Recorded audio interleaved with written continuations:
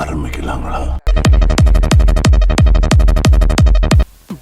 ഈ നാട്ടുകാർ ഇന്നേ വരെ കാണാത്തൊരു സാധനം കാണിച്ചു തരാം.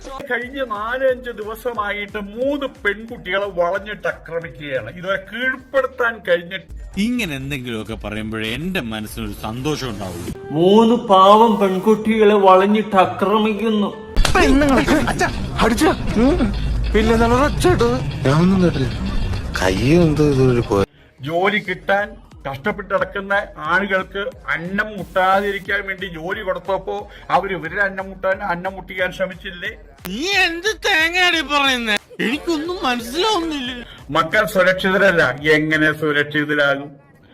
അവരുടെ വേഷം കെട്ടലുകൾ, അതിലൊരു ഒരു ഉണ്ടക്കണ്ണുള്ളൊരു പെണ്ണുണ്ടല്ലോ, എന്തെല്ലാം വേഷ കെട്ടിയിട്ടുള്ളത്.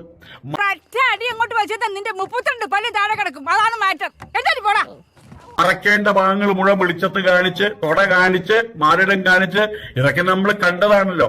എന്നിട്ട് സ്ത്രീ ശരീരം മൂടിക്കെട്ടി വെക്കാനുള്ളതല്ല, അതിന്റെ സൗന്ദര്യം ആസ്വദിക്കണമെങ്കിൽ അല്പം കലാബോധം വേണം. പറയും ഞങ്ങൾ സംസ്കാര സമ്പന്നരാണ്. അക്കാര്യം പറയാതെ നിന്റെ ആ പേരിലെടുത്തിട്ട് മൂട്ടി തിരികട്ടെ അപ്പുറത്തെ കാര്യം പോയിരിക്കും. ഇവിടെ ഇപ്പൊ ഈ അപ്പൂപ്പൻ എന്തിനാണ് ഡ്രസ്സിലോട്ട് വളച്ചൊടിച്ചോണ്ട് പോകും? ഇവിടെ മോഷണം നടന്നത്, അതിനെ നേരെ ആ രീതിയിൽ വളച്ചൊടിച്ച് കുത്തുകയാണ്.